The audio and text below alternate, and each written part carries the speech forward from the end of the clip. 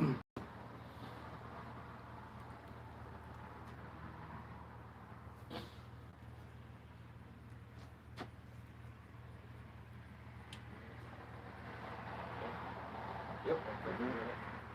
right, Shalom. We are the Hebrew Israelites from the Indianapolis camp of the Great Millstone. And we're to give all praises, glory, and honor to Yahweh, Ba'ashem, Yahushai, Ba'ashem Rakakwadash. double honors to our apostles and elders of Great Millstone who rule well and teaching us this 100% truth. Salutations to them and our fellow Akim who labor in this truth week in and week out on the highways and byways. Also, salutations to the hopeful elect of the scattered 12 tribes of Israel, scattered to the four corners of the earth that be like it to the speckled bird, also known as your Israelite foreigners and your so-called Negroes, Latinos, and Native Americans. And they are as follows: the tribe of Judah, the so-called Negroes; the tribe of Benjamin, the so-called West Indians; the tribe of Levi, the so-called Haitians; the tribe of Simeon, the so-called Dominicans; the tribe of Zebulon, the so-called Guatemalans and Panamanians; the tribe of Ephraim, the so-called Puerto Ricans; the tribe of Manasseh, the so-called Cubans; the tribe of Gad, the so-called North American Indians; the tribe of Reuben, the so-called Seminole Indians; the tribe of Naphtali, the so-called Argentinians to Chileans; the tribe of Asher, the so-called Clemens to Uruguayans; and the tribe of Issachar, the so-called Mexicans. To you, we say Shalom. Shalom. All right, we'll just get right into it. The book of Isaiah, chapter 34, and verse 1. It says, "Come near ye nations to hear, and hearken ye people, let the earth hear, and all that is in the world, and all things that come forth of it." And this is the prophets, calling for the prophets to speak to all the nations and let them know the coming prophecies of this world, okay? Namely, the salvation of the nation of Israel, the elect of Israel. Okay. This is Jeremiah chapter 1, verse 5. Before I formed thee in the belly, I knew thee. Before thou camest forth out of the womb, I sanctified thee, and I ordained thee a prophet unto the nation. Yeah, because you said, before I formed thee in the womb, I knew thee. He knew what his prophets was before they came into existence, okay? And he said he sanctified you. What that the sanctification means? To make you holy, to make you separate, okay? And made you a prophet unto the world. You got to say these things. And prophecy, it means to say before, okay? Say the things that are going to happen before they happen, all right? Dictionary. Yep. Ordain. It says to establish or order by appointment, decree, or law. And that's the thing. He established us as prophets, okay? Out here to deliver his word. Verse 6. Then said I, Lord Yahweh Ba'ashem Yahushai power, behold, I cannot speak, for I am a child. But the Lord Yahweh Ba'ashem Yahushai said unto me, say not I am a child, for thou shalt go to all that I send thee, and whatsoever I command thee, thou shalt speak. He said he's a child, so he was a little hesitant about doing the work of the Lord, but the Lord said, say that you're not a child. You're going to do as I command you to do. That's a commandment. When you're a prophet and he sanctifies you as a prophet, you are commanded to do that work, okay? It says, be not afraid of their faces, for I am with thee to deliver thee, saith Yahweh Ba'ashem Yahushai. He says, be not afraid of their faces. And that's that's going to be the wicked folks who are looking at you, don't understand what's going on, coming against you, scoffing, okay? No matter what happens, our job is to do this prophecy. Get out here and spread this word, of his coming, all right? Verse 9. Then the Lord Yahweh Ba'ashem Yahushai put forth his hand and touched my mouth.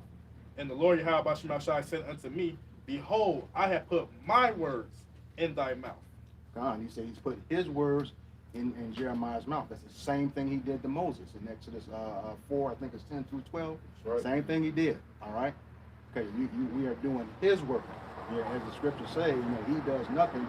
He revealeth his secrets unto his servants, the prophets, okay? So he speaks through us. We are doing his work. As the scriptures say, he has spoken by the mouth of the prophets since the beginning, according to Luke 1, 68 through 70, all right?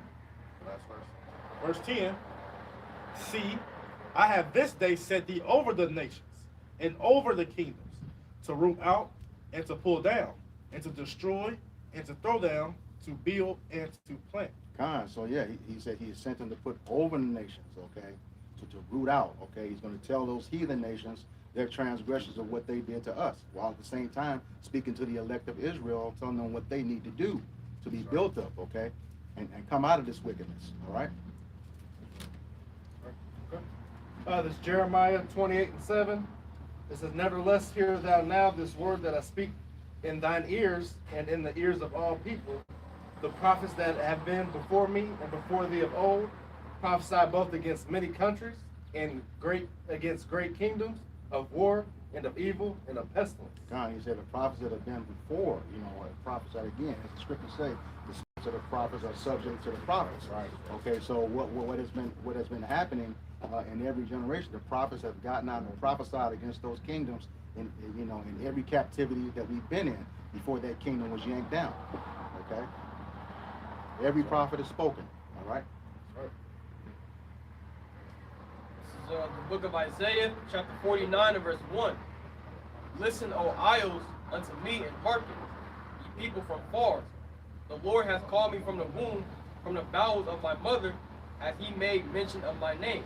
God, that's going back to the same thing as that Jeremiah 1:5. He called them from the bowels to speak to those nations. To prophesy against those nations for the evils that they've done to us. And once again, to prophesy to the elect of Israel. That's what this is all about right now. Prophesying to the elect of Israel, and that's been happening through every generation.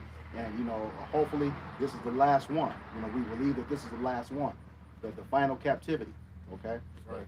Because this is a revival of the Roman Empire. All right. Just a quick comment. So right now, what we've been reading as far as being ordained and sanctified to be a prophet to the nations, that means the highest office on earth right now is the ministry of the prophets. Starting our apostles and elder bishops, and the rest of like-minded men on down. You know what I'm saying? Who's preaching what? The 100% doctrine. Through the spirit and power of Yahweh Shema Shah. So just making mention that the highest office on earth is the people that you looked at with bathrobes and towels, and y'all want to mock and scoff, and he looked like this, he looked like that. Well, those are the men who are the future, leaders, of the upper echelon of the government underneath Yahweh by Shem Shah, in the kingdom to come. Right. Them future judges, man. Yep. Gonna be judges in the nation, and so hey, something with them now. Exactly.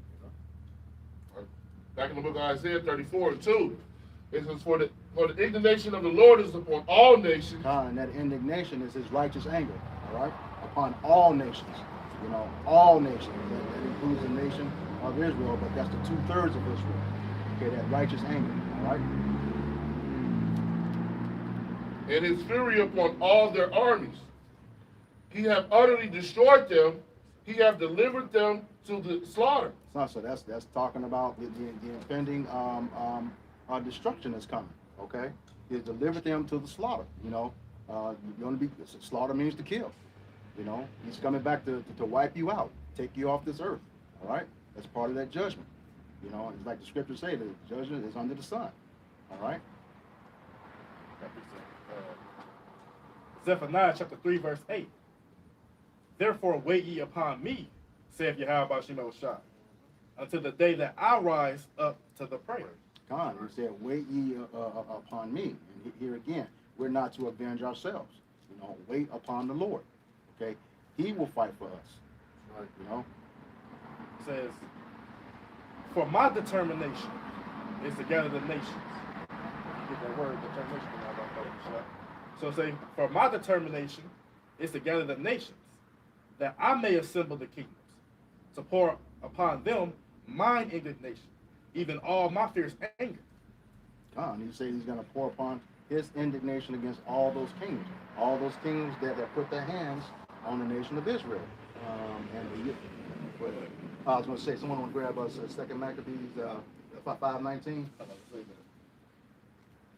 Determination. Yep. Determination is a judicial decision settling or ending a controversy. God. So pretty much that's you got a synonym for that? Yep, I'm going down to it now. It says decision, decisiveness, firmness, resolution, purposefulness, resolve, that decision, that determination, resolve, that means there's a goal, okay, that has to be accomplished. All right? And in regards to that determination in that scripture it says mashapat. So that means what? Judgment. Right? Judgment, justice, ordinance. You know, just don't let it in there, brother. So yeah, that's so to finish it off. So this ultimately what? It's a part of the Lord's judgment. You know, right? They say it's either you're gonna be on the right hand side of it to receive salvation, or on the left hand side to receive condemnation and ultimately destruction. Right? Because it say, for all the earth shall be devoured with the fire of my jealousy. All the earth, and that fire is nuclear missiles, you know, those concentrated laser beams. All right? He's going to devour it, you know, with all of his jealousy because of what you did to us. All right? Got that, Yeah, I got the second Maccabees. go ahead, read that for me right quick. This is the book of 2 Maccabees, chapter 5, and verse 19. Nevertheless, Yahweh did not choose the people for the place's sake, but the place for the people's sake. So it's Israel is a people before it's a place. All right? And then there's the other one that, you know, there's, I think it's First Maccabees 10 and 10. What nation hath Yeah, not sworn under? okay. Yep. You get it real quick? Yep. It says, First Maccabees chapter 2, point to 10, I'm gonna start at 9. Her glorious vessels are carried away into captivity. Con. Her infants are slain in the streets. Her young men with the sword of the enemy. What nation hath not had a part in her kingdom and gotten of her spoils? So it says, what nation have not had a part in the kingdom? That means all you nations have had a hand in our demise. Okay, whether you did it directly or profited from it. Okay, you've had a hand in the current condition that the nation of Israel is in. All right. Right. None of y'all ever tried to stop or ease, do anything to do anything on our behalf to ease our calamities and the things that we've been going through. But the Lord said He is sore displeased with the heathen, for they have forwarded the affliction. All right. So like I said, in regards to that, yeah, the Lord is displeased with you. They said you ain't did nothing to help us. Other scriptures say that y'all was happy that He has done it. Y'all couldn't wait for us to be took it down so y'all could get our spoils of our vessels, ultimately to be over top of us and ultimately reap the benefits of the earth off the backs of the Israelites. What did it say in Baruch 4? He said, miserable are they that not only took us, but those who received us. Right. Okay? They're going to be miserable. Yep. So guess what? All you nations, they think you took a hand in the right. You're guilty by association, man. Yep. All right, so to be judged accordingly.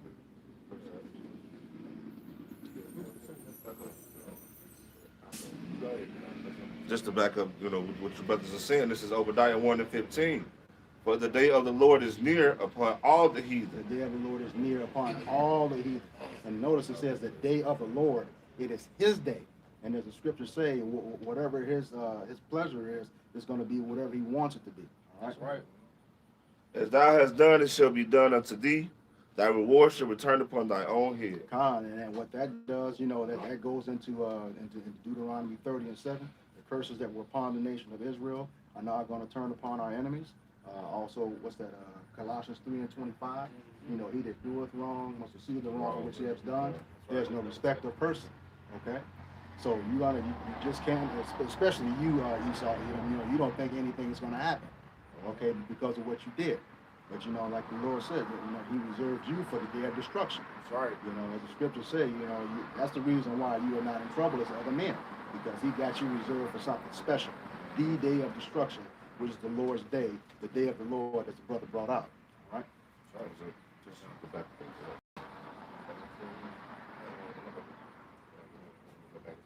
Back in Isaiah chapter 34 and verse 3, it says, their slain also shall be cast out, and their stink shall come up out of their carcasses, and the mountains shall be melted with their blood. And those mountains belong to the government.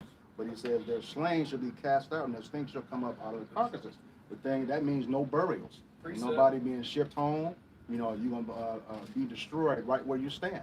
Okay? There is no cleanup, no shipping no bodies home. All right? No formal funerals like you see today. You know, you done, destroyed right where you stand. All right? Jeremiah chapter 25, verse 31. It says, It says, a noise shall come even to the ends of the earth. That's that nuclear destruction. It say, also you tie in concentrated laser beams. Concentrated laser beams, yep. You know, like I said, it say, for the Lord Yahweh Shemashai have a controversy with the nations. You want to get that word controversy? It say, he will plead with all flesh, right? I mean, judge. He will give them that are wicked to the sword, saith Yahweh Shemashai. And that sword is that destruction. And it says he has a controversy with all nations. Okay, you got that?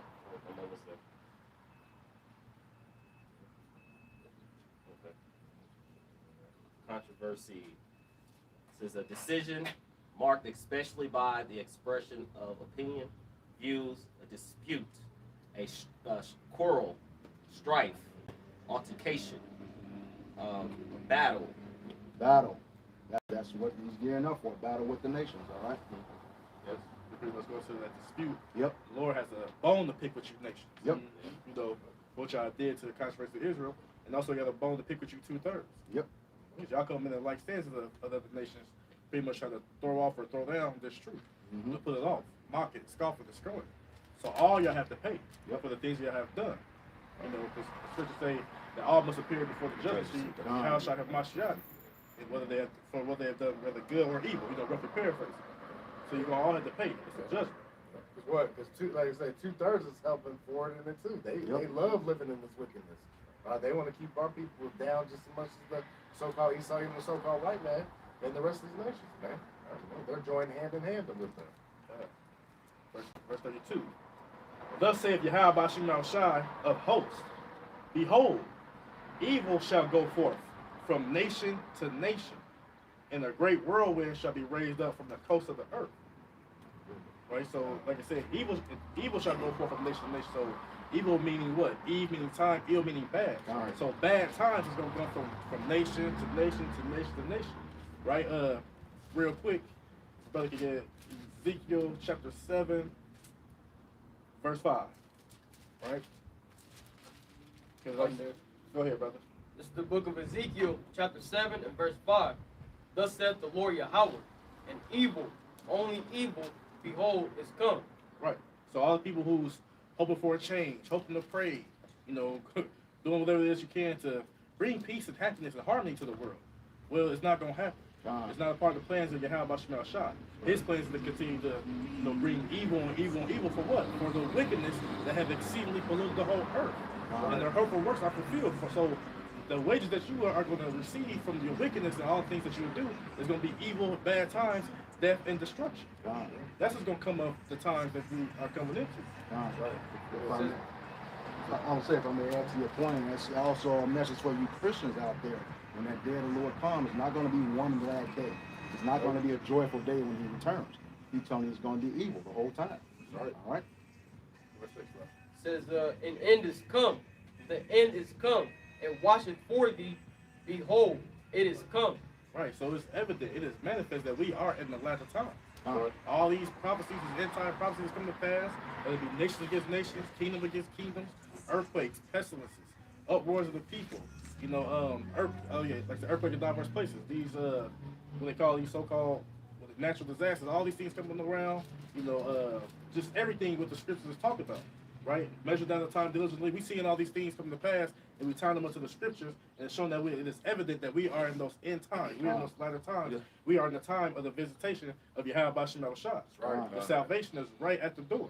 The death and destruction is right at the door. We just constantly, patiently waiting for that day to come to pass. Right. If you can, if you may, Dr. Shah, jump to the verse 25. Verse 25. The book of Ezekiel, chapter 7 and verse 25. Destruction cometh, and they shall seek peace, and there shall be none. So your people, y'all seeking for peace, and like I said, you just want peace, you just want comfort, but guess what? It say destruction coming. And what you longing for as far as that peace is not going to come to pass. Nope. Only death and destruction is coming to this place. The evil has been sown here, and therefore those works the hurtful works have been fulfilled. So for those evil and wickedness that have been sown here, the judgment got to come, which is death and destruction with the thermonuclear warheads, the concentrated laser beams to cleanse this place with fire. Right. That's the only way that this place can receive peace, is that this place has to be thrown down first. Then those who are going to restore and put in the power seat are going to be the Israelites, start with, from Yahweh Shai on down.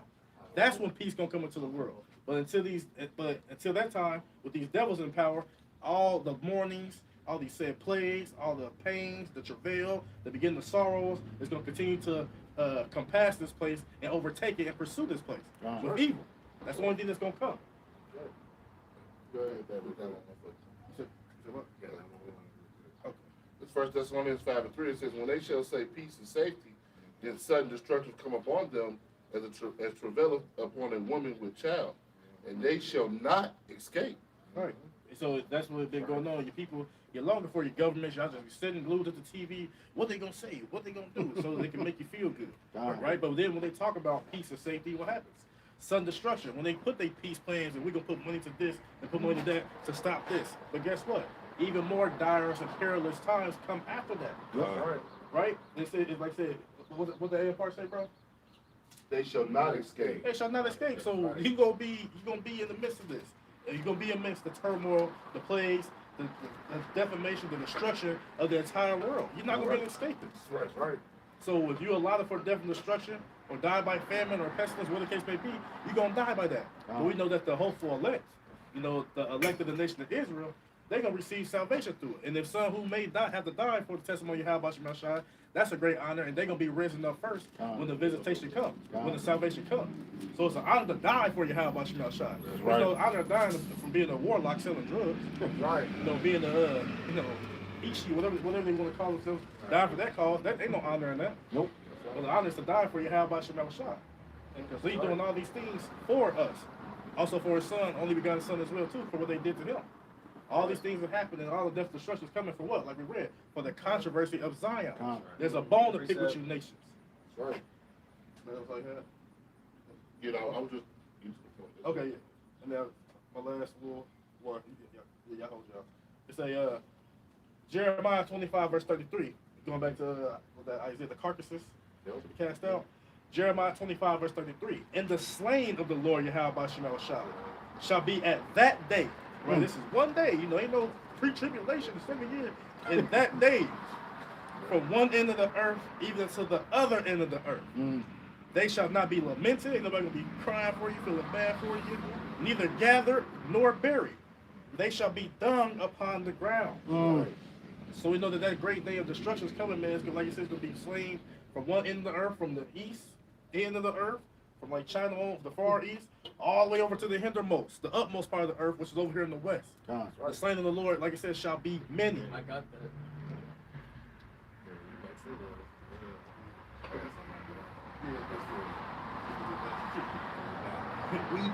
Go ahead, bro. This is the book of Isaiah, chapter 66 and verse 15. For behold, the Lord will come with the Lord will come with fire, and with his chariots like a whirlwind. Right, so the Lord said he's going to come with fire and with his chariots. We understand with that fire being from the thermonuclear warheads, and also, like I said, the concentrated laser beams from the chariots. That's the fire that he commanded. He said with the chariots, which what y'all call UFOs or UAPs, right? We don't know what they are. They're unidentified. But the men of the Lord, like the brother said earlier, surely the Lord power do nothing, but he revealeth his secrets to the servants of prophets. We can tell you those are the chariots of Israel. Sorry. Go ahead, bro. It says to render his anger with fury and his rebuke with flames of fire. So it don't sound like how y'all say that our Lord Jesus Christ, they're going to come down and his arms out, sun shining, sun rays behind him, birds and shit flying over here, candy and stuff, lollipops, green pops. Right. None of that's going to happen. Right, naked Right. babies and stuff. Come as you are, come everybody. You just say, Jesus Christ, I'm going to bring you up. That's not written in the scripture. Nope. That day that's going to come is going to be a day of darkness, of gloominess, of clouds, of desolation, of distress. Right? Brother Scott, you read that? This is no light in it. Yeah. No light in I it. was just thinking that Amos 5, 18 and 19 too. Yeah. Verse 16 says, for by fire and by his sword. Which we spoke about by his fire, and then by his sword, ultimately what? A sword is what? A killing instrument. So just simple tying it all together, man, death and destruction is coming from Yahweh Shai. Go ahead, bro. Will the Lord plead with all flesh? And he's not gonna plead with you, beg with you, please stop doing this and that. That word plead go back to Mashapah, which means to judge you. Yep. Go ahead, bro. And the slain of the Lord shall be many. That don't sound like somebody that was begging you to stop doing what you're doing. Please stop doing it. No, I'm about to come plead. I'm about to come judge you. I'm about to deliver you to the slaughter. I'm gonna kill you, destroy you. Right? Because the indignation of Yahweh Shemashai, y'all have angered him. And they say he's gonna burn you with the righteous, with that jealousy of the fire. Righteous anger. That's what's coming to the people. So y'all thinking it's gonna come a certain way, but no, like I said, it said that day is not light. Nope. That day is full of darkness. Hey, real quick, and why do we call it righteous anger? Because the Most High he does everything justly. Yep. All right. So you've earned that. All right. He's not just doing it for no reason. Exactly. You said he You know, goes- and I got one. You got a definition? Yeah. it's- Yeah. Just and to back him up, he's already mentioned it. Is slain. It says to kill violently, See? wantonly. Where's the love in that? Right. Right. Yeah, I'm not gonna go out back and shoot old Yeller. Nah, violently. Remember, death by pain. Yeah. You know? Second He gonna say, you know what? Go to sleep and then I'm gonna kill you in your sleep. No, Right. it ain't gonna be no peaceful death.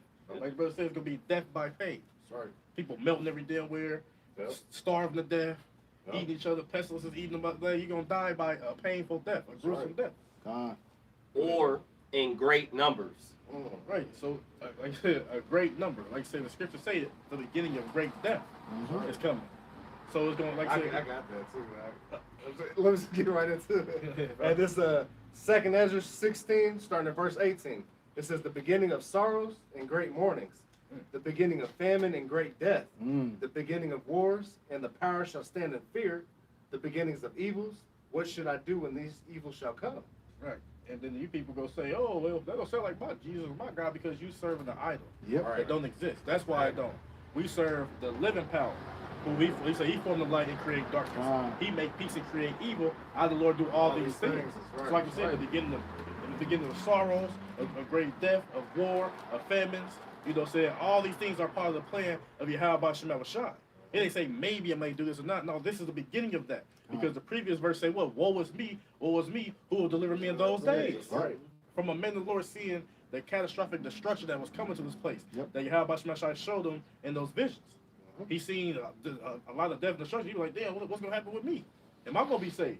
And we know through the Spirit, that the elect going to be saved, right? But also he said what? And the power shall stand in great fear, right? Even the elites are trembling because they know that day is approaching. Yep. So we know that the elites, their upper echelon of their power structure is in pains and in straits, weird in most of their councils.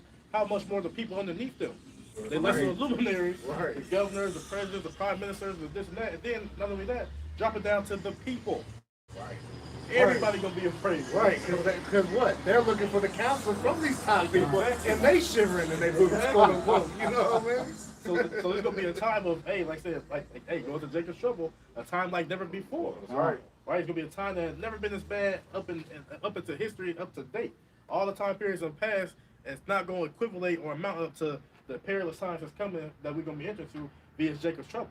But Lord willing, we be of the Lord's, Lord willing, we be of the elect so that we may be preserved through that time period. That's why we're doing the things we're doing, present our bodies as a living sacrifice, not only out here on the camera, but also in our everyday life. That's right. Each and every day. We ain't a Jew outwardly, just when we come out here. No, we a Jew inwardly, That's right. all That's the right. time. That's right. Examine ourselves each and every day, That's right. doing what's commanded of us, so that we, like you say, give diligence to make our calling and election sure. That's right. We don't know if we're the elect, but we gonna put in that effort to be as that. Hey, what does it say? Put on the elect. Exactly. All right, so we gotta be after the mind frame and the ways of the elect. All right. We should be checking off a certain list of attributes. All right, to know what we're saying. Walking in that Examine spirit. yourself. Yep. Walking in that That's spirit. right. That's right. And then to get back to this Isaiah 34, jumping down to verse 22, this is 2nd Ezra 16 and 22.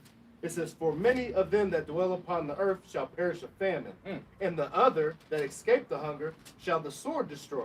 So if you know about famine, well, that's ultimately going to what the scarcity of harvest. That's right. But it don't necessarily gotta mean just of food. If you have a scarcity of anything, there's a shortage of whatever that case may be. Yep. Whether it be gas, diesel, whether it be water, anything. That's a famine of that. It's a scarcity of it. It ain't as plentiful as it once was or what it used to be. there's a shortage in it. So anything in regards to that, it's a famine in that. And that's why I said, so the famine, it say what? That these people, what? They're going to starve to death. And the scriptures say that they that be slain with the sword are better than they that be slain with hunger. That's right. So, but it say, but if you escape that famine, so if you just so happen to escape it, because a lot of you may escape it from what? Cannibalism. Eating other people, eating your children. Eating your damn, the side of your couch. Whatever the hell you may have, you may escape it somehow, but guess what? Death gonna come get you. So that's why I say it's a, it's a fearful thing to fall in the hands of living power. Right? It say, I gotta say this. Deuteronomy 32 and 39. See now that I, even I am he, and there is no God with me. I kill, I make alive. I wound, and I heal.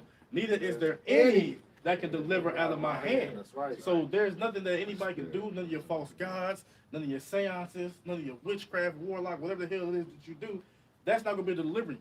If the Lord pull your name, so to speak, out of that hat, or whatever, for judgment, or whatever the case may be, because it's not random. Everybody has a set judgment, or those of the elect, they're going to have a set salvation. But whatever you fall upon, as far as those who are going to receive judgment, it's going to happen in its perfection. He's going to come get you in a direct day, hour, second, millisecond, month, whether the season, whatever the case may be, the Lord going to get you on that day. That's right. Nothing you can do to be delivered out of his hand. That's right. And then another, just to add one more little point too. How else are these people about to escape from hunger? They gonna bow down and take that potato chip. Yep. You know what I mean? That people gonna escape by that. They're gonna think they escape, but guess what? They still gonna be caught in the hands of the Lord and what? Be put to death, man. Yep. If I may repeat, we in those times, all right? That I put there's various cities all over the states right now that are out of food, man. Completely out of food. Okay, so we in those times that the brother is talking about right now. We're in those times, just New York. They say New York is out of food, and other places as well, man. So hey, we in those times that the brothers is talking about, man. That's right. That's right. And then last verse. This is 2 Ezra 16 and 23, and it says, "And the dead shall be cast out as dung, and there shall be no man to comfort them. For the earth shall be wasted, and the city shall be cast down." Yep. It's going to be, the cast out as dung, no burials, no one to comfort them. They're just destroyed, dead. The city's cast down, utterly destroyed. All right. Yep. Hey, backing up Isaiah 34 and 3. So we go to verse 4 now. So it's Isaiah 34 and 4. It says, "And all the hosts of heaven shall be dissolved, and the heavens shall be rolled together as a scroll, and all their hosts shall fall down as a leaf falleth off from the vine, and as a falling fig from a fig tree." It says once again, it says it'll be rolled together as a scroll. That's that mushroom cloud, a huge mushroom cloud going all over the face of the earth when one of those nukes are hit. Okay, and he said it's going to fall down as a leaf falling from a vine. If you ever seen a leaf falling down from a vine, it's falling and twisting, out of control, until it hits and boom, and that's it. Hey, that leaf isn't rising back up and re-putting itself on there. No. Nope, same as a fig, Yep. Yep. It's out of there. This is Revelation chapter 6, verse 12. And I beheld when he had opened the sixth seal, and lo, there was a great earthquake. And why this great earthquake comes? Because why? For those thermonuclear, all those missiles pelting the earth. Like you say, the earth shall reel to and fro like a drum. I got that. Hey, we gonna bring it out. Now this is Isaiah 24 and verse 19. It says, "The earth is utterly broken down. The earth is clean dissolved. The earth is moved exceedingly. The earth shall reel to and fro like a drunkard, and shall be removed like a cottage, and the transgression thereof shall be heavy upon it, and it shall fall and not rise again." Right, because the scriptures say that it's going to be 200 million, warheads shot simultaneously, throughout the whole entire earth. So just imagine 200 million, those warheads just pelting the earth, boom, boom, boom, boom, It's boom. gonna look like the stars are falling. Right. God. But that's spirit. That's what it goes God, to. So just imagine that, right? It say, and the sun became black as sackcloth of hair, and the moon became as blood. Ultimately symbolizing that death and destruction, and the fire spewing up and the smoke spewing up from those thermonuclear warheads hit. That's Right? It say, and the stars of heaven fell into the earth, even as a fig tree cast her untimely figs, like we was talking about. When they flying up in the air, they're gonna be, with the exhaust system, they look like they glitter. You know what I'm saying? That's how they're gonna look, like stars. These stars will come down, they're gonna hit your ass, they're not gonna be stationary, That's right. you know, in the Right. sky. You're gonna be seeing stars. Right. Yeah. It say, so that's why it's compared it to what? As figs falling off the tree. That's right. Right? Because it say, even as a fig tree catch her untimely figs, where she is shaken of a mighty wind, and we understand going to what? Jeremiah 51 verse 1, he gonna send what? Through those thermonuclear warheads, a destroying wind. Hey, no, it said untimely, right? Because remember, the fig tree didn't know that wind was about to come through and knock all of it down prematurely. Exactly. Just like this kingdom, it's going to be taken like a thief in the night, man. When you least expect it, this Right. place is going to be rocked. Exactly. It's a, that's right. And for Brother Ken, Jeremiah 51 verse 1, real quick. Oh, You got the it? spirit. Spirit. Jeremiah 51:1. Thus saith the Lord, behold, I will raise up against Babylon and against them that dwell in the midst of them that rise up against me, a destroying wind. Right, so real quick, like I said, you're going to raise up against Babylon and also them that are against you, which you ultimately, everybody's against you, how about Shemashah, besides the elected this time, you know, the nation of Israel. So everybody the Lord got a bone to pick with everybody. So of course, the main destruction of other desolation will come to who? Babylon the Great, aka America. But not only America gonna be hit, also our homeland, the land of Israel, right? The land of Canaan, Palestine, whatever you want to call it. That's gonna be utterly destroyed as well. But it's gonna be rebuilt back up because that's gonna be the headquarters of the Israelites. You know, to rule from even here on Earth, and the cosmos, different universes, whatever the case may be. That's just going to be the hub, the headquarters, if you will, of the nation of Israel. You start with Yahweh Shai, and the rest of the order on down, right? But then, like I said, so the main two places to be utterly destroyed is going to be America, Babylon the Great, and then Israel, but Israel going to be built back up. Babylon the Great will not be rebuilt back up. That's right. Well, we'll get into that. That's right. Go ahead. Jeremiah 51:2 says, and will send unto Babylon. Reading verse 1. It's like that. Jeremiah 51:1. Thus saith the Lord, behold, I will raise up against Babylon and against them that dwell in the midst of them that rise up against me, a destroying wind.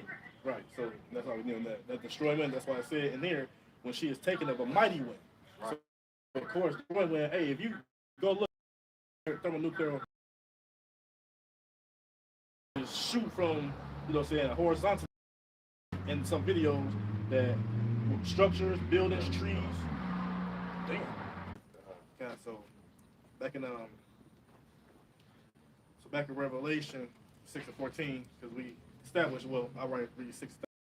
And the stars of heaven fell into the earth, even as a fig tree casting her untimely figs. Right, how the brother brought out is going to catch you unaware, it's going to catch you off guard. Right? When she is taken of a mighty wind. And we established from Jeremiah 51 that mighty wind is that destroying wind that's going to come from the thermonuclear warheads from those missiles. Right? It say, verse 14, and the heaven departed as a scroll when it is rolled together, and every mountain of island removed out of their places. Now this happens because of a great impact. It's like the previous scripture said what? And there was a great earthquake, and we went to is reeling to and fro from like a drunkard because 200 million thermonuclear warheads is going to be pelting the earth. Right? So it's in the heaven departed as a scroll, right? Which is seen up in the sky, and we see. Like if you think of like an old scroll, you got the scroll how they together and then they unroll. Just like when you see a nuclear explosion, give you an image of it. But that's what's talking about back in Isaiah 34. You know, the heaven rolling together as a scroll. Those ancient scrolls used to roll up together and they'd be all bunched up, and it's it comes in like a scroll like that. You got it? Oh, yeah, Sorry. So right, so like I said, like see how that's round like a scroll rolling together, like these are like scrolls rolling together. It's mainly like this one right here.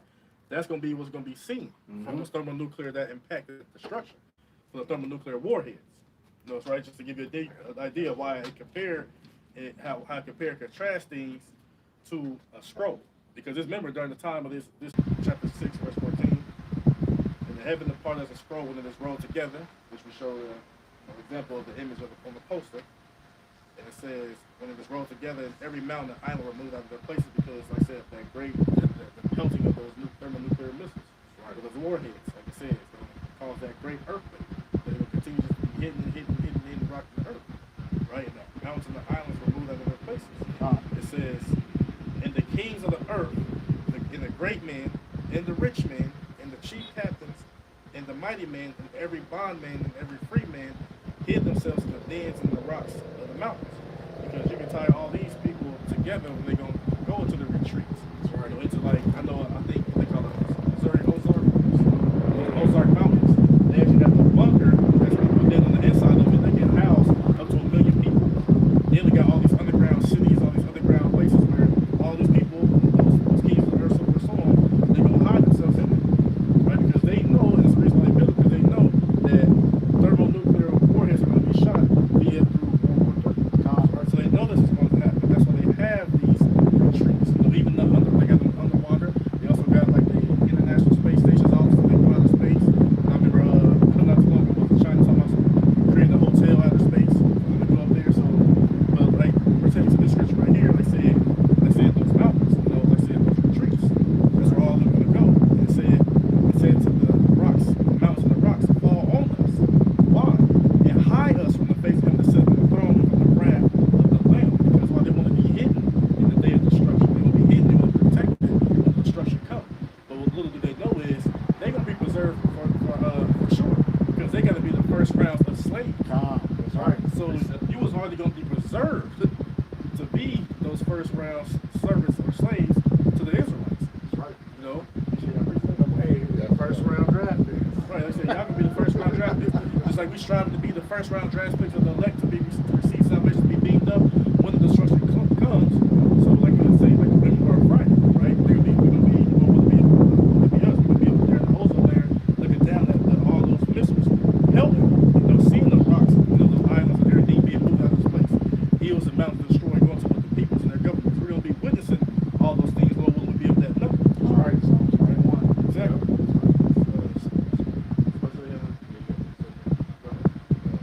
Jeremiah 6:16.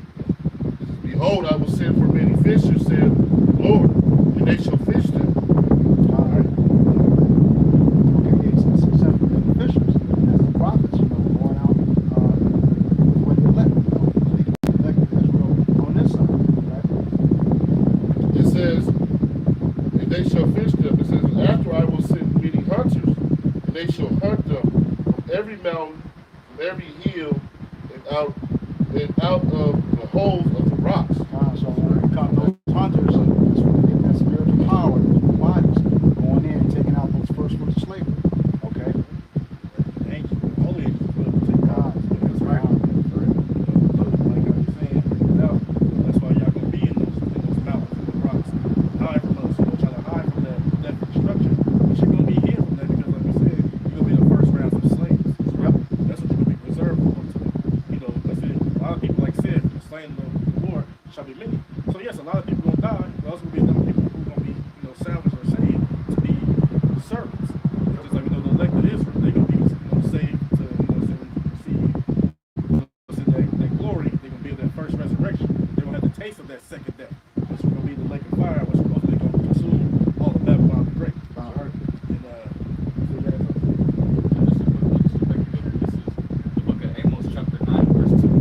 It says, "Oh, they dig into hell, thence." right, hell is, you know, not, okay, it say dig in the hell. Now, why, if you was trying to escape thermonuclear fire, why the hell would you dig somewhere where it's a fiery abyss? Continual burn. You don't know, the hell is talking about what? Digging into the ground, really the grave, but ultimately in the ground. That's where you get put, dig your grave. Right. So that's why that's that false Christian doctrine. Right. Who would right there? Let's dig the hell, y'all. You know, who would do something? Right. So let's understand that the Christian doctrine, they understand they're just deceiving the people. Yep. Right? They say, go ahead, brother. Thence shall mine hand take them, though they climb up to heaven. Right? So Then- in those space stations and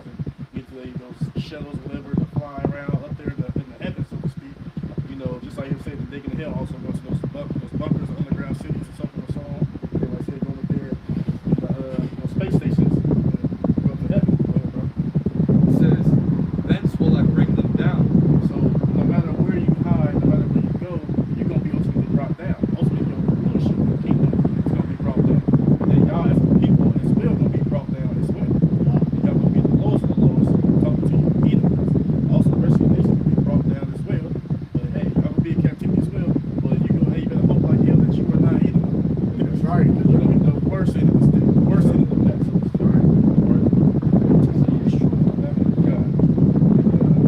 Last verse over here, Revelation chapter 6. For the great day of his wrath is come. Right? It says for the great day of his wrath. Again, like we said, the day of darkness, the day of clouds, gloominess. It say what? And who shall be able to stand in this great day? And we understand that nobody gonna be able to stand beside the elect. Because he's gonna put the spirit in them to be able to stand that, to withstand it. Ultimately, he's gonna be the strong tower, their covering. You know what I'm saying? He's gonna be, like I said, their refuge in that day of the wrath, their destruction. You know, so that's gonna be the abiding day. The Lord has chosen to receive salvation of the elect of Israel, not of the body of believers, as some people speak about. All these nations come together and just we all believe in Jesus. Now you're part of the body of believers. No, that's not gonna happen. Only true worshipers of Yahweh Shemashai are Israelites. Right? By flesh, by sperma, by whatever case you want to call it, by the seed line that come from Jacob through those 12 tribes. This is the book of Genesis, chapter 35, beginning in verse 10, and it reads, And Yahweh said unto him, Thy name is Jacob. Thy name shall not be called any more Jacob, but Israel shall be thy name, and he shall call his name Israel. Verse 11, And Yahweh said unto him, I am Yahweh Almighty, be fruitful and multiply. A nation and a company of nations shall be of thee, and the king shall come out of thy loins. Okay, and out of that loins is out of the seed line, just like the brother said. No such thing as no spiritual. Right? I don't care what you believe, unless you are from the nation of Israel. There's no salvation for you. Everlasting salvation. All right, as we were saying earlier, yeah, you're going to be reserved to be servants and handmaids. You will not have everlasting salvation. You will not have it in the body. All right.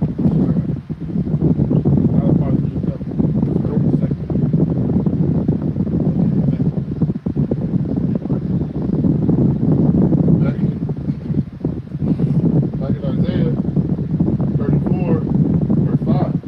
It says, For my sword shall be bathed in heaven. It's a sword, as a brother brought out earlier. Swords is an instrument of death, an instrument of destruction. What's that's going to be? It's going to be those nuclear missiles and also the concentrated laser beams. Joel 2 says, his camp is very great. Okay? And it's talking about all those nuclear missiles. Okay? It says, It shall come down upon Edom and upon the people of my curse. Isaiah 34:5. It says, For my sword shall be bathed in heaven. Behold, it shall come down upon Edom.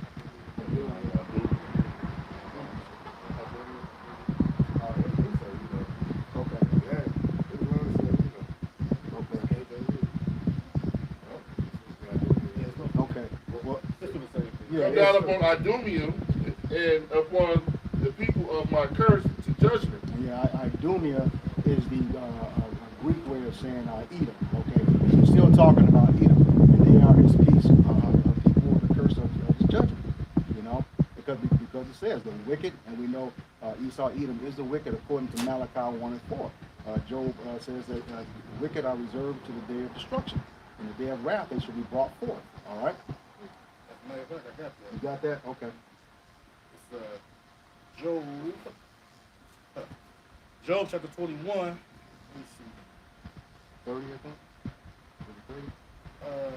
Yeah, it's 30, but I'm gonna just start at 28. For ye say, Where is the house of the prince? And where are the dwelling places of the wicked? Right? If you understand that the dwelling places is what? Pretty much the fatness of the earth. All the best and all the good places. That's their dwelling place. Ultimately, the dwelling place is the earth in itself, because the earth was given to the head of the wicked.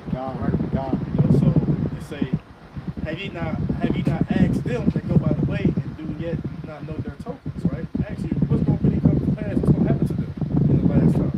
Right? You understand the tokens are absolutely supposed to go to what? The prophecies of what's going to come to pass. They say what? That the wicked is reserved to the day of destruction. They shall be brought forth to the day of wrath. So it says reserved until the day of destruction. As the scriptures say, he is not in trouble as other men. That is because he's being reserved for the day of destruction.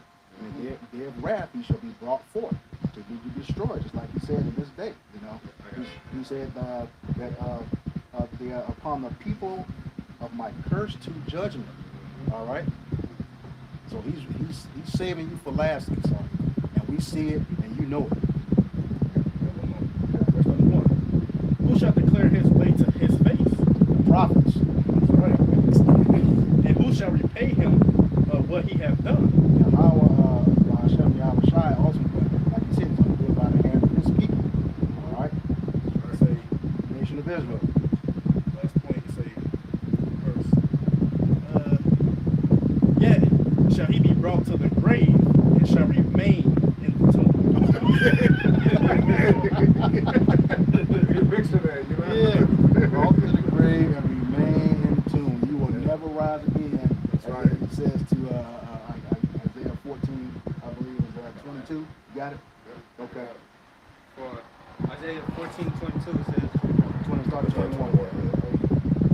Isaiah 14:21 says, prepare slaughter for his children. Prepare slaughter for his children. So you Edomites are saying out there, I didn't have nothing to do with that. That was my ancestors. Well, you know, you are your ancestors. That's another lesson. All right. For the iniquity of their fathers. And that's that iniquity of the fathers. That's that sin on top of sin on top of sin. As the scriptures said, you know, for Edom, for 3 transgressions or 4. You just kept doing sin. All right. That they do not rise nor possess the land, nor fill the face of the world with cities. God, you will never be in rulership again. You will never build again. All right. Verse 22 it says, for I will rise up against them, said the Lord. God, this is Yahweh Bashem Yahweh saying he's going to rise up against the nation of Esau, Edom. And cut off from Babylon the name and remnant and son and nephew, said the Lord. God, he said the name, remnant, son, and nephew. Those are all males. You know, males have the seed. Okay, that's the seed line. He's cutting off the seed line. Remnant, nephew, son, he's cutting it all off. That way you will never reproduce again. All right? Out the seed of the father. God. Yep, Numbers 118. God. Okay.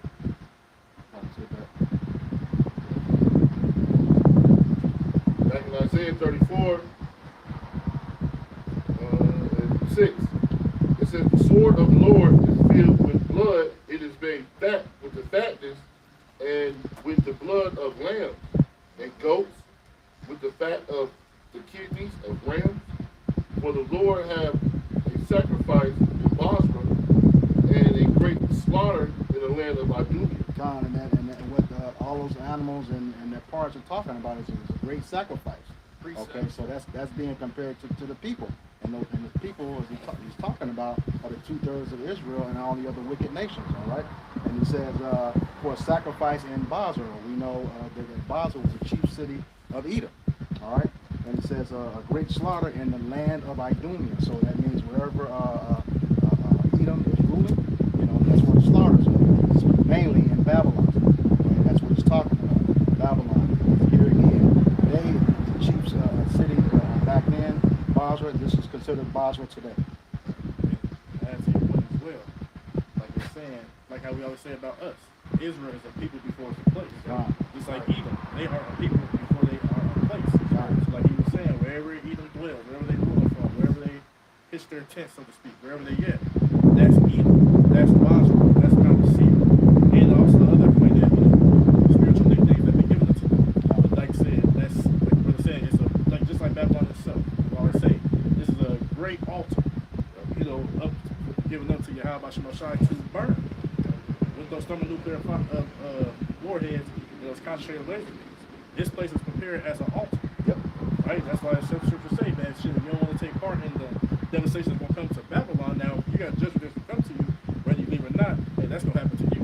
But at the end of the day, you over here in Babylon the Great, we can tell you without a shadow of a doubt, we can tell you as a matter of fact, 100%, this whole entire land will be obliterated. Right. Will be annihilated. Will be brought to desolation, destituteness. It'll be a mass and great, I say grave, but ultimately a desert. Dictionary. Go ahead, bro. Hey, it's slaughter, as we know, livestock, but it also goes into killing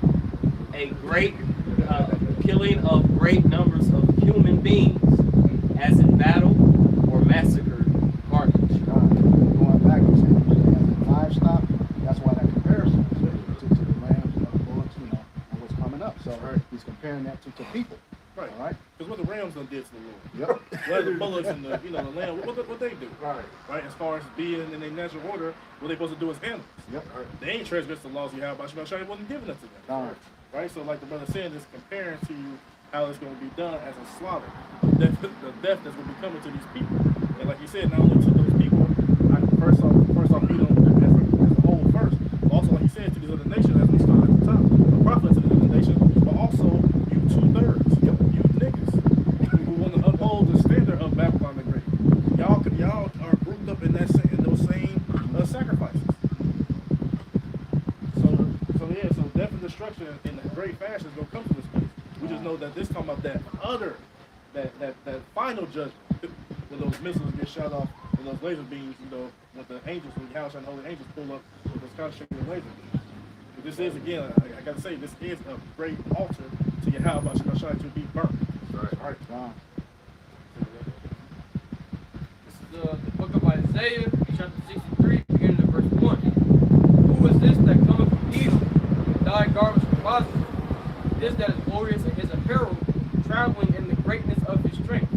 I that speak in righteousness. So the book of Isaiah, chapter 63, beginning at verse 1. Who is this that cometh from Edom, with thy garments from Basra? So actually, who is this that's coming from Edom? Now, some people think that, well, Edomites all the other way. But this prophecy that hasn't came to pass yet. Right? Which proves that what? Esau's still here. Yep. 2 69 says, for Esau's the end of the world, and Jacob is the beginning of the fall. Meaning what? Esau, Edom is ruling right now. That's right. That's right. You know what I'm saying? So they say, who is this that coming? This is talking about our Lord and Savior, Yahweh Shai HaMashiach. They say, who is this that coming from Edom? So he got a personal bone to pick with the Edomites. Because if you remember freshly, was they not the ones who deliver them up? Our people deliver them up, but who carried out the act of the crucifixion? Right. Those Romans at the time were what? Edomites. That's why I speak about Revelation 1:7. That real quick here. Everybody get that? Revelation 1:7. Just to prove the point. When I look at that, I'm going to add is that, once again, who's in rulership, whose face is on the money. Yep. All right? And whose face is on the money here in Babylon the Great? Money and coins. Oh. So they're not done away with. Also, who you can't talk about. Yep. Who you can't speak about. I also tell you about, who's the ones that are in power and who's in rulership. You say something about them, they take your shit off the hill. You got that book? Revelation. The book of Revelation, chapter 1, verse 7. It says, behold, he cometh with clouds. Right, those clouds going to be those chariots with the rest of the holy angels. He come on a great cloud himself as well. And every eye shall see him. Right? All eyes shall see the return of our Lord and Savior, Yahweh Shai HaMashiach. Right? And they also which pierced him, and all kindreds of the earth shall wail because of him. Right. So say they also will pierce him. Ain't no damn skeletons walking around. Right. Oh, there you go. He came back for it. No. This is talking about reincarnation. Spirits being regenerated here on earth. Saying all of our spirits are ancient. That's why even when like a child died at a young age who wasn't pretty much of the age to fall to be held for the law to pretty much be held against them, right? They died for what they did in their past life. Or they could also die for what their parents did or so forth and so on. But at the end of the day, all spirits are ancient. So those Satirians who did what they did, they back here right now. Right, because at that time, who was in power? The Romans, the Edomites. Yep. This is the revision of the Roman Empire. That's right. And guess who's back in power under that? The Edomites. Right? They say, okay, what's up? And then, finish the rest of that. Yeah, it says, even so, Amon. When they come out well. Oh, Con. It says, let me read from the top again. This is the book of Revelation, chapter 1 and verse 7. It says, behold, he cometh with clouds, and every eye shall see him, and they also which pierced him, and all kindreds of the earth shall wail because of him. Right. So why, if it's going to be a peaceful and glad harmony, a lot of people gonna be willing. You know, because we go to the term will, it means to lament, to cry aloud, to groan, to be in anguish. Why are the people doing this if everybody can be accepted, everybody can be grafted in to receive salvation? Because he come in to judge, he do judge and make war. Revelation 19 speaks about. He's coming to bring great death to this place. Right? Of course, he's going to be coming with the salvation of the elect, but the rest of the world is going to meet, is going to see his vengeance. Yep. Remember, Yahweh Shai, he's coming back with a sword, not to bring peace on earth. That's right. That's why right now the division amongst the people. Yep. And they'll say he's definitely going to come back, and he also, in other scriptures, talk about what? He got like a scythe, he a reaper. Yep. He going to reap the earth, and reap the earth. That means what? When you go out to agricultural and you reap down like wheat, something like that, what you do? You cut it down. Yep. With a sharp instrument. So like I said, like that sword as well, that's what he coming with. He ain't coming out, like I said, he ain't coming with his hands out, he coming with a sword. He coming for war, he coming for a battle. He coming to conquer these nations. Cause division. Definition. This is Zondervan Bible Dictionary. It's going to read about just Edom. It's just going back when you said them being here in the last days. It says Edom figures prominently in the prophetic scriptures as the scene of great future judgment. She is the only neighbor of the Israelites who was not given any promise of mercy from Yahweh. So like we say, you better hope like hell in regards to the nation that you're not an Edomite, because you're not going to receive mercy from Yahweh. At the end of our bill, we can give you we can relate to happenings and destroy on this side, right? We know the least of them are going to be preserved for slavery, but y'all going to be the average 6-pack and lesser lookers. Y'all going to be preserved for slavery too, because why? You're going to come through those loins of the elites, of your people who have not died yet. You're going to be born back to slavery. Hey, just like our people when we got on them ships. And some of them jump overboard into the sharks and this and that, and they thought they was going to escape slavery. No, guess what? Through reincarnation, they was born back into captivity. No, none of us was able to escape that, just like none of y'all going to be able to escape that. So the time period to come, like you said, man, Esau Edom was going to be death, slavery, and then the complete annihilation, the desolation to your whole seed line, to y'all as a people. You'll be obliterated and wiped off the face of the earth, like we read earlier. You're going to die, and you're going to remain in your tomb and not come out.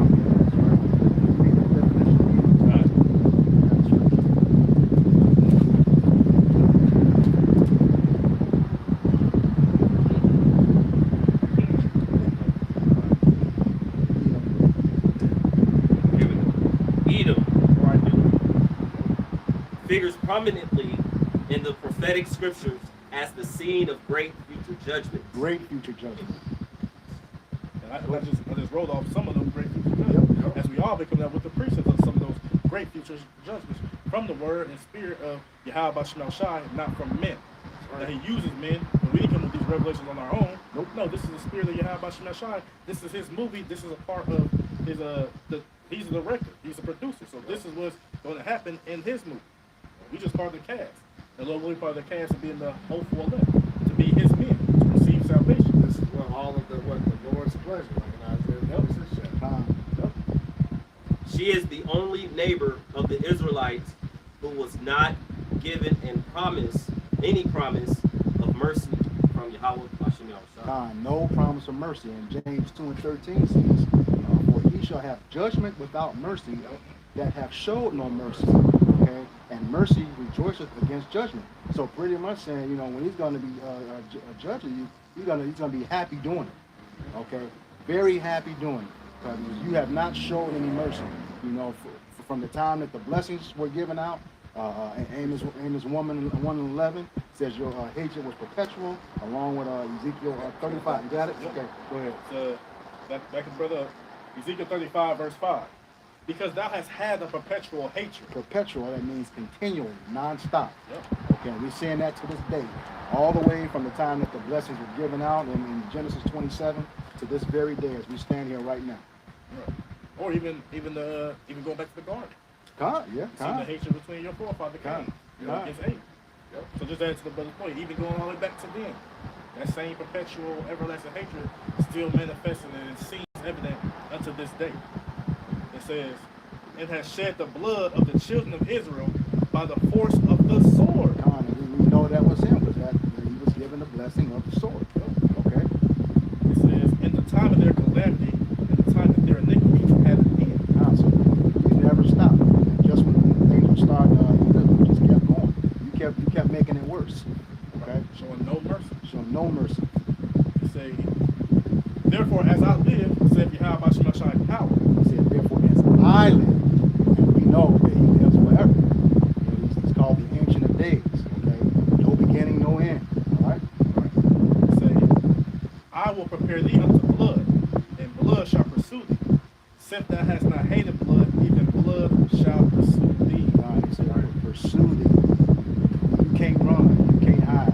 You can't stop anywhere. That blood is going to pursue you and it's going to accomplish what you believe. He said he will prepare you unto blood. Okay? That means it's going to happen. Okay? By any method he determines. Which is going to be nuclear fire, concentrated laser beam, and any other judgment he has coming at this time. All right? Yeah, it won't be an accident. Prepare for this. Yeah, that's right. Yeah.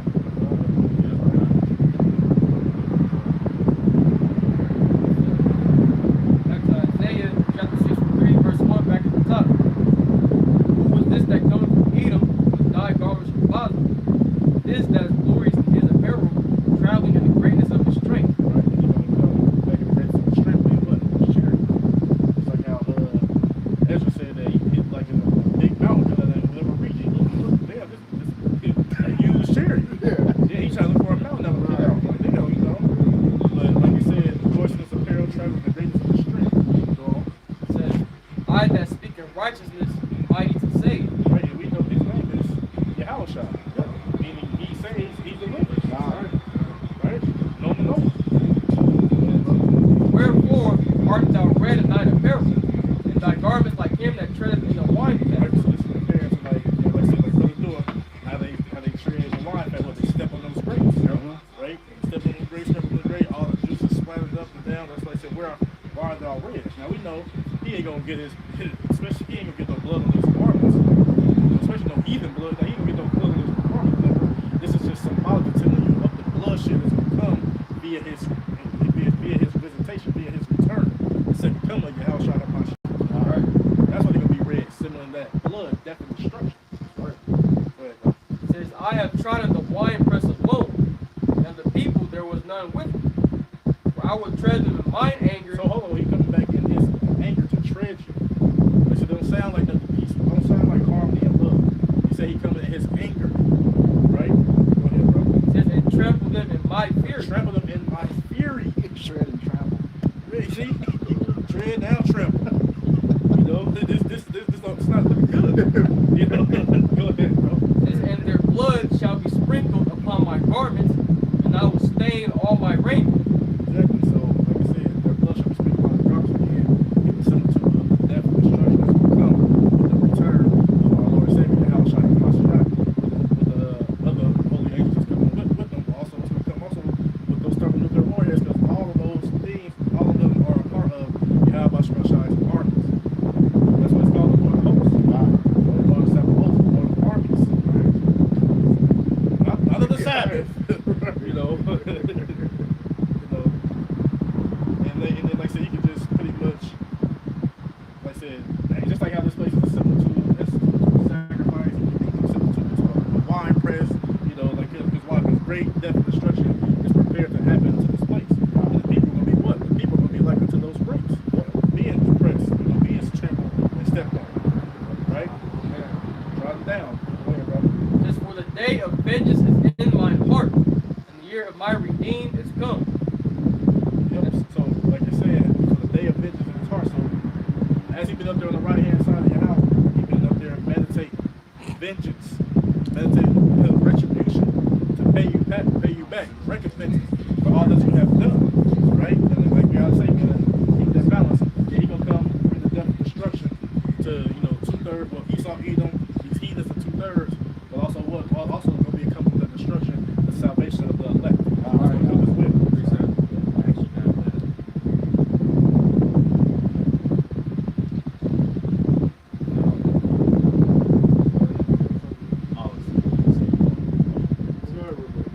It's the book of Psalms, chapter 31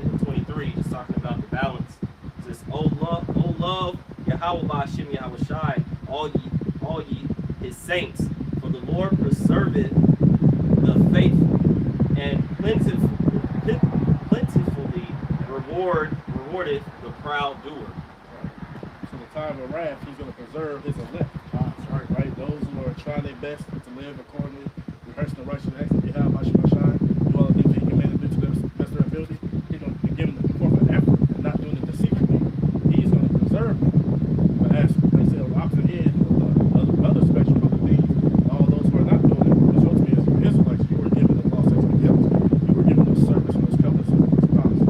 So it's supposed to be up to you to hold that standard. We know in this time period it's going to be just his men, those he has woven up together with his spirit to do this work. Those are the ones that they're going to be preserved. And also the elect lady as well, the numeral multitude as well, the children as well, they're going to be preserved. But the rest of the world, like I said, talking about you saw even the heathens in the 2/3, y'all going to be on the other end of the spectrum. Y'all going to see definite destruction. Back to Isaiah chapter 63 and verse 5. And I looked, and there was none to help, and I wondered that there was none to uphold. Right, because like I said earlier, who's trying to help us? Who's trying to get us out of our situation? Who said, hey man, you know what, we've been watching over for the past hundreds of years, how you been doing this people? Hey, how about you give them a break? Give them their own portion, give them their this, give them their that. Ain't none of these nations looking to come to help us. That's why our hope and our faith is in Yahweh Ba'ashem Shai, to be our refuge, to be our protector, to be our savior, to be our shield and our buckler. None of these nations gonna do that for us. And you've seen the failure of the nation, especially in Saudi Arabia. Look at our people marching up and down the streets year upon year upon year. All these atrocities. What has really changed? Nothing, because Yahweh Shai has to say this. All right? Nothing else.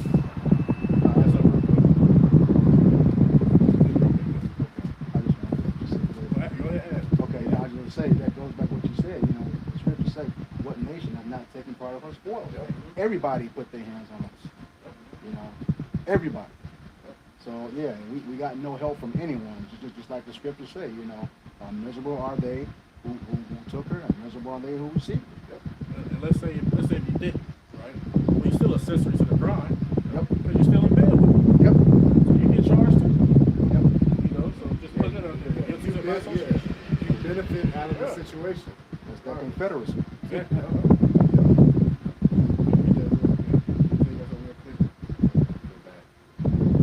Jeremiah 50:34. Their Redeemer. Actually, start at verse 33. Jeremiah 50:33. Thus saith the Lord of hosts, the children of Israel and the children of Judah So were. hold on, say look, the children of Israel, talk about the northern kingdom, and said the children of Judah, talk about the southern kingdom, right? Listen closely. Were oppressed together. So the last time as a whole, as the 12 tribes together as a whole, being oppressed together during the time of Pharaoh in ancient Egypt. Right? We speak about this about where was they oppressed together? It says in all. It's weird. But go read it this way.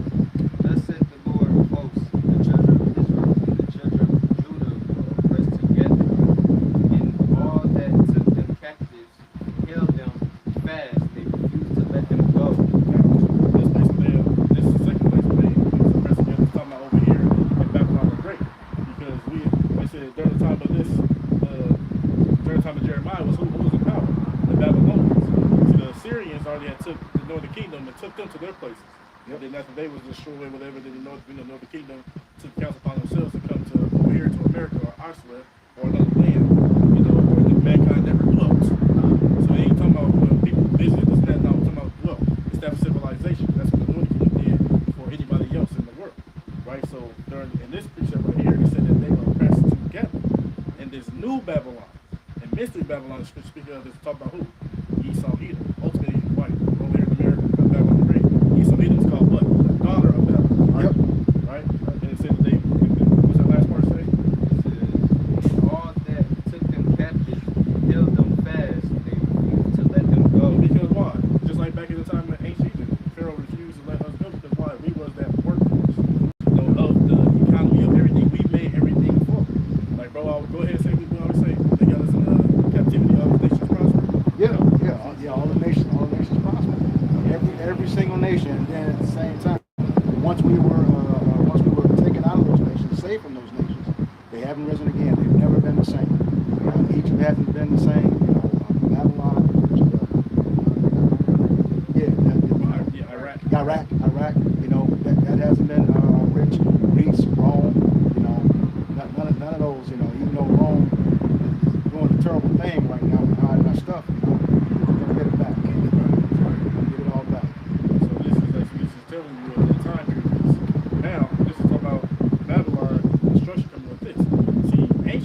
was destroyed by thermonuclear war. It wasn't destroyed by constant invasion.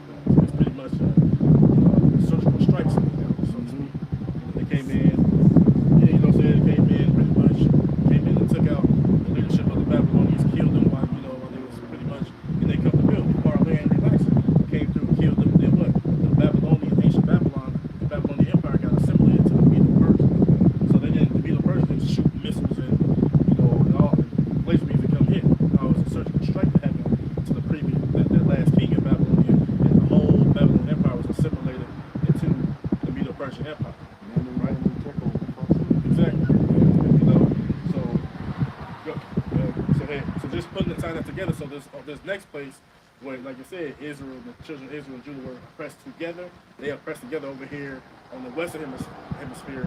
Let's say the othermost parts of the earth, the ends of the earth, over here in the west, from Canada. You go up there to Canada, Greenland, whatever I want to add, all the way down to South America.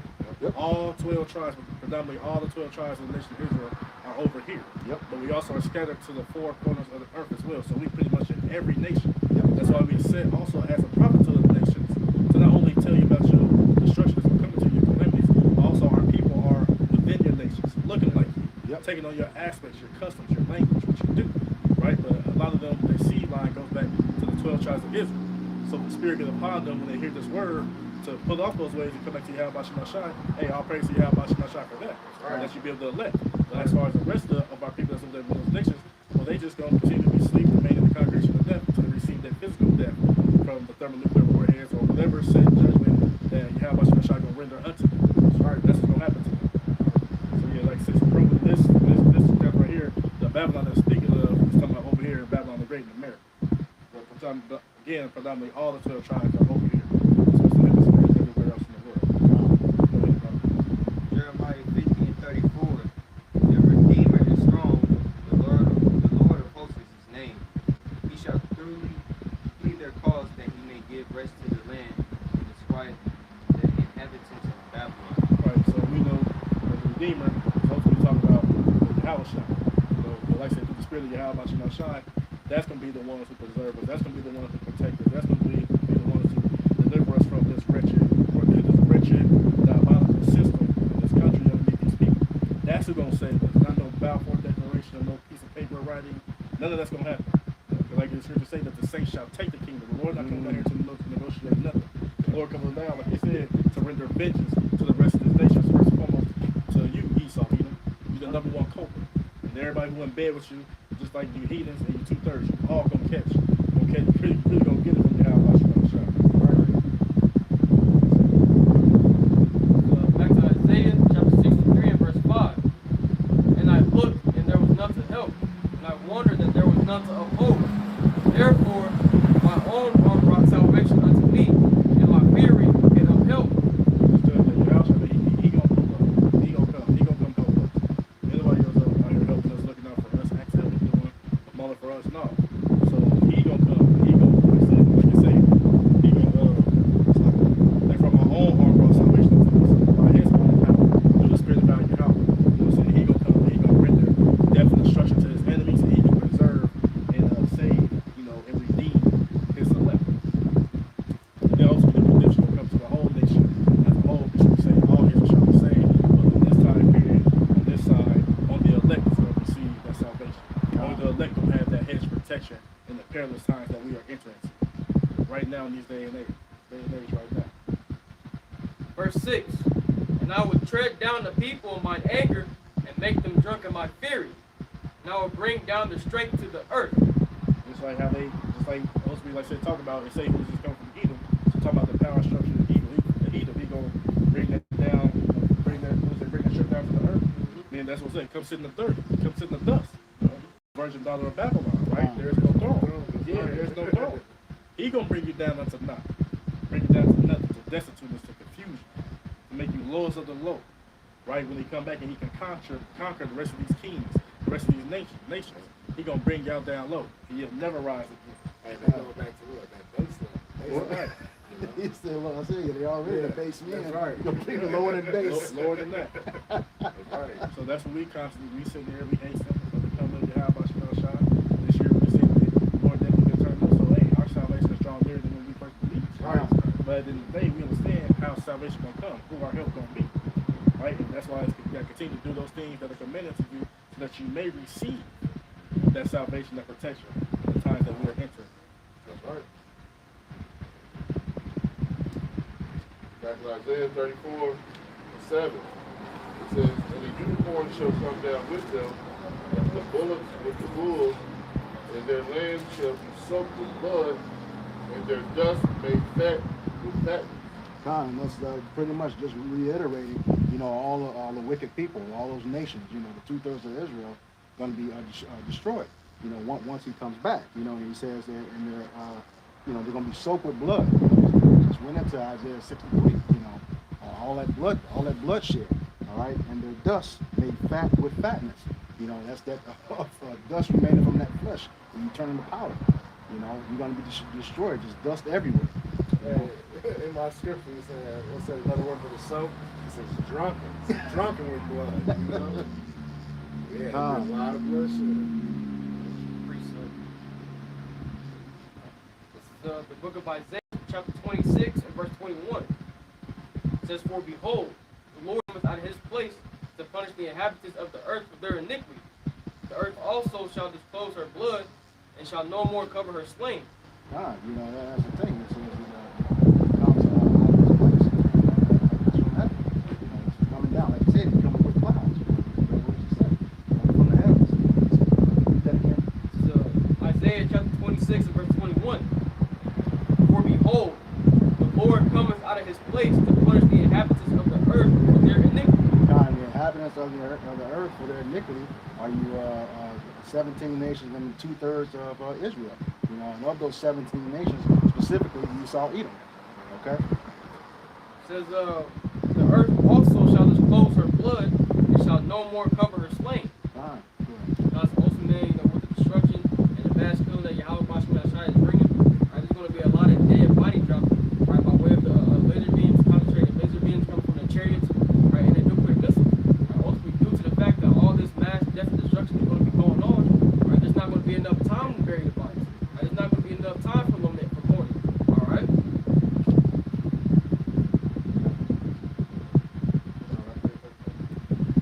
Like in Isaiah 34:8, it says, "For it is the day of the Lord's vengeance, and the year of recompense for the controversy of Zion." Con, it says the Lord's vengeance. Okay? Again, that's going into that righteous anger.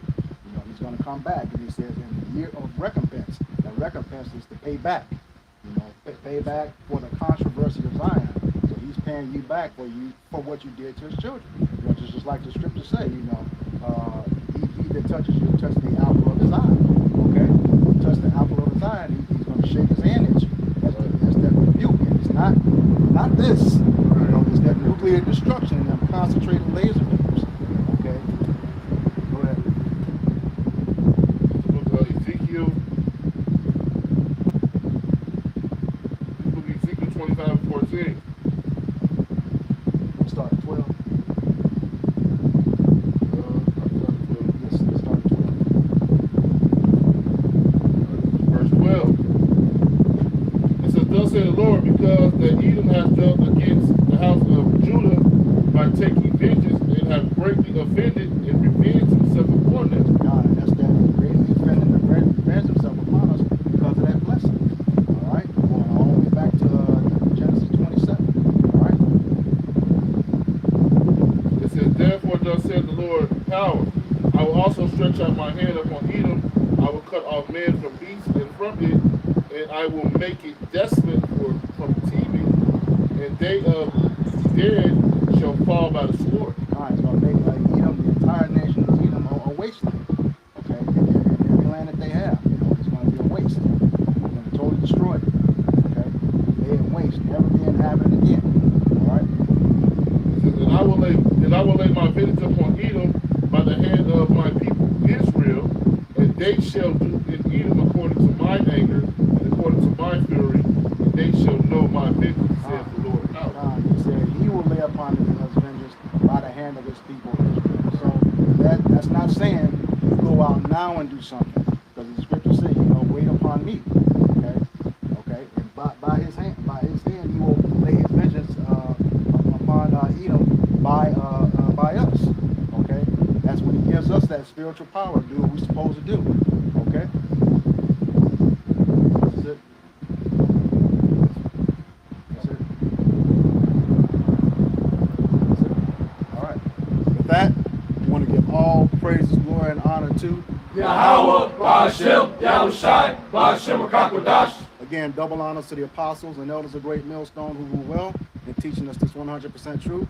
Salutations to them and our fellow Akim who labor in this truth week in and week out on the highways and byways. And also salutations to the hopeful elect of the scattered 12 tribes of Israel, scattered to the four corners of the earth, that be like unto the spectral word. To you we say Shalom. Shalom. Above Abba. Kwam Yasharallah. Yasharallah. All right, Shalom to you, sincere Akim and Aqua from the common board. Shalom.